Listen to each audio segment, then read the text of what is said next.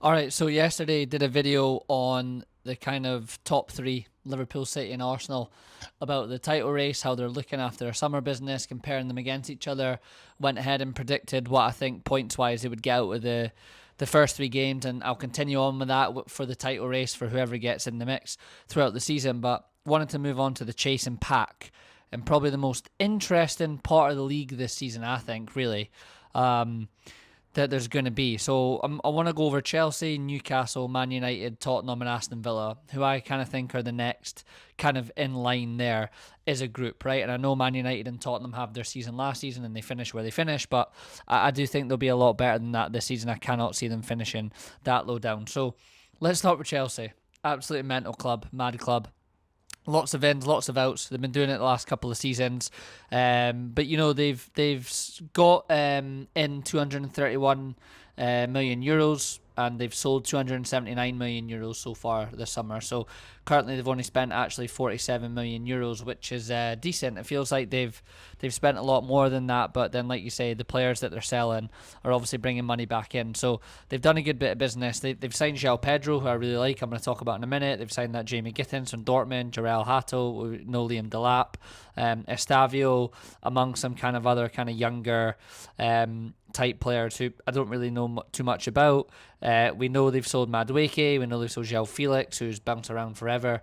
He hasn't really made a career of it as a signed. Sold the keeper Petrovic, Shrewsbury Hall, Broja. Just trying to have a look at there. Kepa's gone to Arsenal as well, and it looks like Nicholas Jackson will be next out the door potentially to Newcastle, which we'll talk about when we get into Newcastle. But Chelsea, for me, are the outside chance of potentially being in a title race out of everyone else. So like I say, I do think it's Liverpool, Arsenal and City as a three still, but I think Chelsea are the ones that could really make that potential jump up. They've just got the potential as a club, don't they? I mean, they obviously did very well in the Club World Cup in the summer. They beat PSG in the final, played really, really well, fully deserved that, which was very surprising. And if I'm being quite honest with you, I think the likes of João Pedro is a great signing. I think he looks brilliant. As soon as he started in the Club World Cup, the way he played was like he belonged there. He was ready for that step up from Brighton into Chelsea, around about £50 million that they spent on him. And I think Jackson's not really, doesn't fill me with a lot of confidence, to be honest, as being prolific and consistent. And I think João Pedro's got a higher ceiling than him. So I think he'll be a big difference. The likes of Liam Delap to back him up down the middle, who I wasn't too sure on a signing. I said to a few of my Man United pals, like, if he's going to be your main centre forward, I'm not too sure. Again, 22 years old, still a lot to learn. A lot I do like about him, but going from Ipswich to that big jump up to, say, Chelsea or Manchester United, Chelsea's where he's ended up, is just a big one for him. But I think having him and João Pedro being the main man to start down the middle, and then Delap to play in specific games, maybe you play with two up top, is a decent couple of options to have there. Hato, by all sounds of things, is a decent little defender from Ajax who they really liked. I think he's pretty much been their captain. He's only 19 years old, and I know there was looks at Liverpool looking at him. And then Estavio, who apparently for 18 years old, seen a little bit of him in the Club World Cup, is just typical Brazilian, bright, energetic, going to cause a bit of problems. So they could be interesting there with Chelsea. I thought Maresca last season obviously talked down their chances when they went on that run kind of up towards the Christmas period and looked like they might be the challengers with Liverpool for the league title. And I didn't like that, because I think sometimes when you're in the moment you seize it, especially if teams dropped off. Now it turned out that Chelsea ended up dropping off, and they did very well to come fourth. They get the Conference League trophy and also the Club World Cup trophy there. So Maresca and the squad will be feeling really confident to go and build off of that. So yeah, I think Chelsea could be a surprise package, but again, it's a lot of change, right? It is a lot of change there, and it's just trying to embed those players in. And I do like the way that Maresca talks and everything like that. I do like the way he coaches. He's that kind of Pep disciple. You know what he's going to try and do. I think maybe sometimes can be a bit too possession based, but early on in the season last year, Chelsea were really difficult to play against. So it will be interesting to see if he can keep them going. But let me know if you guys think Chelsea can kind of be in the mix for the title race, because I really do think that out of this squad, these five, they're the ones that can kind of jump in there and try and get into that mix depending on how the season goes. Let's move on to Newcastle, as I just have a sip of my coffee quickly. Wow. Finishing the season, beating Liverpool in the League Cup final, getting the fifth place spot for the Champions League, being owned by the Saudis. It seemed like everything was going to be going for them, and it's just been completely the opposite. You know, with regards to the Isak saga, look, it's my club, Liverpool, that he's looking to go to. He's trying to force his way out. Do I think what he's doing I would like any player to do? No. I don't know the background side of it. You know, there's talks that they promised him a contract, this and that. He didn't get it. They promised him that he could leave. They're saying no. You never know what to believe, but I just think ultimately I've always been a believer, even when I coached in the States and it was kids and I was dealing more so with parents and the kids. If somebody wants to leave, they don't want to be a part of it. I'd rather just let them go. Like take the money. I remember my dad saying that if one of his managers ever came in at work where he worked at Quick Fit and they handed in their resignation and said that they were going to another job or to do something else, he would say that's absolutely fine, no problem, best of luck. Just stay off 3 or 4 weeks. Don't really want you coming back in. You've checked out, right? Like, what are you going to be doing here for the next 4 weeks? You're already kind of moving on to what you think is your next best thing, and that's absolutely fine. And I think for Newcastle, I understand football's a bit different and replacements and players, and you've got fans and everything like that. But if I'm Newcastle at this point, I really think they're struggling to get. They obviously went for Sesko, Ekitike, we stole from them again. It's just been a complete mess. And I think Isak's probably looking at that as well a little bit and going, like, you guys haven't got your shit together here. How are we meant to build off of the Champions League run? And I've been saying that. The league is so strong. If you just take these teams there, you've got the three above. There's only 2 more spots for the Champions League, right? And, that's not to talk about, like, in the next video, your Brentfords, well, maybe not Brentford this season, but, like, your Brightons, and Bournemouth and stuff like that. Maybe Crystal Palace, depending on who they keep, kind of coming up in behind you. So it's really hard to keep the Champions League run going. It's just been a shit show for them. They haven't really got who they've wanted to go for. They wanted João Pedro. He's gone to Chelsea. They talking about James Trafford coming in for ages, and he ends up going back to City. They stall on that forever. So it's just not been great for them. And I think Newcastle, I get Newcastle fans will be pissed off. And look, as I said in one of my videos, I've been there, Newcastle fans. Coutinho, Torres, Suarez. It's the nature of the beast when you're trying to come up and you're not quite at that level. And this is not going to be the first time it's going to happen to you guys, unfortunately. You're going to have someone else, maybe Bruno Gomes, Tonali, maybe someone else in the next couple of years that you bring through that one of the quote-unquote bigger guys is going to want to come and get. And you've had a great season, but unfortunately history does have a lot to say for itself in the stature of these clubs like Liverpool, like Manchester United.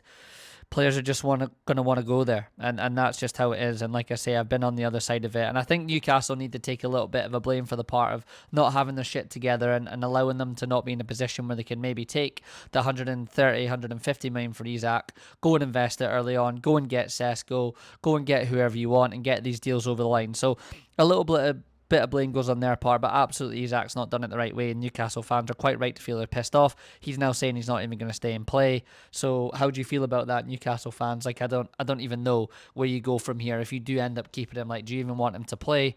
So yeah, but Newcastle, they brought in Alanga, who I really like. I think that's a good signing. I think that's an upgrade on the right wing. They've signed that Malik Thiaw, if I'm going to say that right, from AC Milan just now, centre half. Lots of good chat about him on Twitter and everything like that. He seems to be a good player. No idea about him, but it's a good centre half in there. And they've obviously brought in Aaron Ramsdale as well as the keeper. So it's really, really not been a massive, great window for them. In terms of ingoings, we know Callum Wilson's gone to West Ham, Longstaff's gone to Leeds, Dubravka's gone to Burnley, so a couple out there as well. It's just not gone how it's going to go, and I don't know. Eddie Howe, it depends on. So for me, it feels like Jackson's going to be the one to come in along with Vissa, and I think if they get both of those in, they will let Isak go. I don't know. I don't know how it's going to go for Newcastle. Everything was so good. I think they might struggle this season with everything that's going on. Not quite getting those guys in. Champions League football to deal with as well. It'll be amazing to see them at St James's Park in the Champions League. I loved it a couple of years ago, watching a couple of games with my good friend Sam Williamson, which I'll be looking to do again this year. Yeah, I'm not too sure with Newcastle. Again, I'm going to do my predictions. A video that will come out on Friday previewing the weekend games and my Premier League predictions, but I think it could be a bit of a rough ride for them this season. I do, and I hope not, because I like Newcastle. But let's see where you guys are at. Let me know your thoughts on Newcastle and Isak and all that stuff in the comments. Let's move on to United. Feel good factor around Man United, I would say. Big story, kept my eye on them, obviously, as everyone would do, particularly being a Liverpool fan. They're the biggest rivals. You're taking a look at them, seeing how they're doing. And yeah, I think the feeling around the club is pretty positive. And I know you could say that you've said that a few times going into seasons with signings, and it's obviously not panned out, but I don't know. Something does feel a little bit different. I think Amarim is obviously weeding out the quote unquote bomb squad that they've used, the classic kind of headlines that the media uses, and trying to get those guys out. There's still four of them left there. Do I think they'll go? I mean, Garnacho, obviously, we talked about Chelsea potentially going there as well. Don't know why Chelsea would want to do that. He's got a bit of a talent, but God, speaking of Isak, what about Garnacho? I mean, saying he'll just sit and play and not play, sorry, and just kind of rot away in the reserves and just get paid for it. I mean, like, again, do you want a player like that? I don't even really know. So they'll need to look to get those guys out. But they brought in Sesko, who for me is literally just, using the comparison, it's Darwin Núñez. It's a guy that could explode, quite a big centre forward, got pace, likes to run in behind, can cause a lot of problems. 22 years old, potential, rough diamond. Will he suit the Premier League? Will he be able to handle the expectation of being at United? He's obviously going to be the main man because it looks like they want to get Højlund out. So there's a lot of questions to be asked there, but I like the signing. I think in the position that Man United are in, they can't go and get Isak or something like that, who's the sure thing. They need to take a punt on someone that's a bit of a rough diamond and see if it works out for them. So I think it's a good signing. I've said I like him, Buemo. I think it's a lot of money for him. 25 years old, though. It's a good age. Cunha in from Wolves. Again, I like him. I actually think he'll wear the shirt quite well. He looks like he's got a little bit about him. So it's decent signings in the attack area. There's obviously talks about them getting Baleba from Brighton, but they're talking about 100 million. And there's a lot these days of these guys, even like Sesko and stuff, these players that are like on the cusp, like potential at this age, could be really, really good. And these clubs are wanting between 70 and 100 million for players that've got a bit of potential these days, and it's tough for clubs to go and do that because that's such a huge part of your budget, especially with PSR and everything like that. And if you're Man United, you're not getting European football and everything. So yeah, the Man United haven't brought anything in yet, and they've spent about 229 million euros according to Transfer Market, as we can see here. So positive. I think it's for Amarin, it's his first full season now, so it's a difficult start for Manchester United. If we take a little look at their first three games, and I'm going to go kind of through the other teams as well. I mean, we know they have Arsenal at home, they play Fulham away, and then Burnley at home. So I say difficult start. It's not absolutely solid, but I think after that, moving forwards, they then play City away, Chelsea at home, Brentford away, Sunderland at home, Liverpool away, Brighton at home, which takes us up to kind of mid October there. So then Forest, Spurs, Everton, Palace. So, but look, every game in the Premier League is difficult, and yeah, Amarim's just obviously the slower he starts, the worse it's going to be for him. But this is his team now. He's getting a few guys in. He's pushing those guys out. So yeah, jury will be out on him. But I do think, unfortunately, they could be okay, and I think they'll be looking to push into absolutely the Europa League places, and potentially, if everything's going well with no European football, just playing one game a week in the mix for that fourth and fifth spot. Unfortunately, I think they could be a bit of a dark horse for that. Well, not dark horse because it's Man United, but you get what I mean. So again, let me know your thoughts on where United are at and what you think they're going to do. Spurs next. Obviously, bringing in Thomas Frank, who I like. It's a huge step up from Brentford. They play PSG tonight in the Super Cup, so it'll be really intriguing to see how he gets on there. But, I mean, they've brought in Kudus. There are talks of them looking to go and get Eze and Savinho. I mean, that is a tidy front three. And Solanke in the mix there is a number 9, who I think they obviously very much overpaid for, is okay. But to have him in the squad, sure. That's a tidy attacking three, and that could be really dangerous and quite exciting for them if they can get those over the line. That completely changes the dynamic. We know they took the bid on Mateus Tell. They've signed centre half Kevin Danzo from Lens, a couple of other guys in there, Palinha from Bayern Munich, who I really do like. He is 30 years old, but I think he'll add a little bit of steel into that midfield. And they'll need to get a bit of creativity in with Maddison, obviously, with that injury and looking like he's going to be out for the rest of the season. So I think it's exciting in this kind of run here. You're not too sure which else you're going to be. You've got the situation at Newcastle. Man United seem to have signed quite well. They're back in Amarin. He's getting the guys out. And then Spurs have got Thomas Frank. And like I said, if they can finish off with the front three of Kudus, Eze, and Savinho, with Solanke in the mix as well, that's a solid attacking team to go forward. They do have Champions League football as well, so it'll be interesting to see how they balance it out. But tonight will be a really interesting watch to see how Thomas Frank fares up against who I said kind of the way they are and the way they look are kind of going to be the future of football. So again, let me know your thoughts on Spurs. I'll also do my predictions on the video on Friday that will be up, where I think they'll finish. Last but not least, we've got Aston Villa. Haven't really paid any attention to what Villa have done this summer. They've just signed the attacker from Nice for about 30 million euros. They've signed a centre half who's 19 years old. So there's not a lot going on there in terms of Villa. We know they've not got Rashford. We know Coutinho's gone off. Yeah, there's pretty much the same. Asensio's obviously gone back to PSG. Much in the same for Villa. So we'll see how they do. I mean, Emery's obviously just like a difficult manager, a difficult team to play. Looks like they're selling Jacob Ramsey as well to Newcastle, so that'll be another player down for them. I think Villa will be in the mix for kind of that 6th to 8th, 9th, 10th spot. I think they'll be battling with like your Brightons and stuff like that in there a little bit this season. They will be difficult. They've got Europa League, right? Villa do have Europa League, do they not? I can't remember where they finished. Apologies on that. I should probably have checked that. But we shall see. We shall see. I'm not too sure on Villa. I think they're the weakest out of all these guys, depending on how Spurs get on under Thomas Frank. But I think out of this kind of group of, 1, 2, 3, 4, 5 teams, I think Villa are probably the weakest in there. So let's just quickly finish it off. Chelsea's opening 3, home to Palace, away to West Ham, and at home to Fulham. Yeah, not easy games there, actually, to be fair, and all London games for Chelsea, so they're not doing a lot of travelling, but playing at home first day of the season. Palace looked great in the Community Shield against Liverpool. That'll be no easy game. Way to West Ham, who actually think will struggle this season, but it's a shit pitch to go to. It's a little bit of a derby game, and then you play at home at Fulham at 12:30, which, Fulham, again, will be in the next video, that next kind of calibre of teams in the kind of bottom half of the table. Not an easy game, but it's a decent start for Chelsea there. I could easily see them getting 9 from 9, and would be a huge start, like I said to them, for potentially challenging for that title come the end of the season. We know Newcastle have got Aston Villa away first game on the Saturday at 12:30. That'll be a cracker. They then play Liverpool at home 8:00. I went over that yesterday. That is going to be a cauldron in there, especially if the Isak saga's either done or not done, either way. And then they've got Leeds away, so that's 3 difficult games to start the season with, alongside all the talk that's gone in the summer, which we just went through. It could be a real rocky start for Newcastle. It could really be a rocky start for Newcastle. Again, I hope not. I like Newcastle, but yeah, let's see. All 3 of their games are actually on TV as well, which will be good to watch. Man United, they start off, as we said, we went through Arsenal at home, Fulham away and Burnley at home. I mean, I think the Arsenal game, 50-50 there.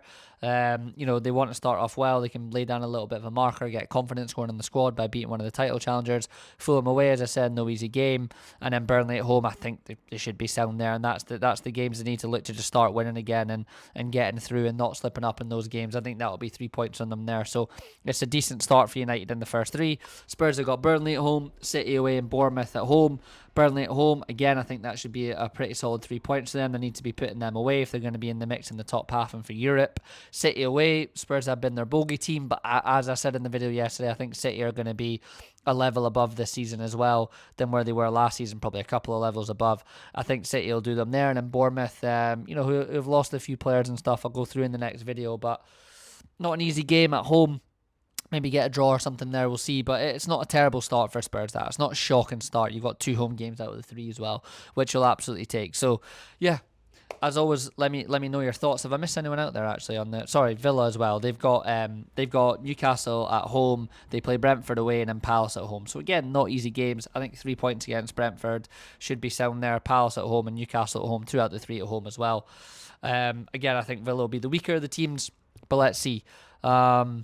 I think this is going to be the most exciting pack of the season, the chasing pack, as I'm going to call this video, to see if anyone can kind of push into the 3 and kind of reaffirm 4th for sure, and then try and get 5th for Champions League as well. Potentially some cup runs. Chelsea obviously got Champions League football, Newcastle Champions League football, United nothing, Spurs Champions League football, and Spurs I'm pretty sure at least have Europa Conference League there. So that'll all play a part in it. As always, check out the subscription service. It's available. Fantasy League in there, £100 cash pot for the winner with a view to grow when subscriptions grow this season, which I do think they will. Remember, obviously, the fantasy deadline for the first game week is on Friday night. about what, 6:30. So just if you're interested, get signed up to the subscription service. Links in the description, links in the bio, to everything. If you want to be a part of that, you get exclusive weekly breakdowns after the weekend games, and just as the season goes, early drops on podcasts and everything like that, and all the ideas I come up with, they'll get added to that subscription service. So if you're interested, go ahead and sign up. It's another 25, 26 degrees day here in Scotland. So if you can, get yourself out and enjoy it. And yes, as always, I'll be back tomorrow with the next part of the video. Until the next one, have a good one. Peace.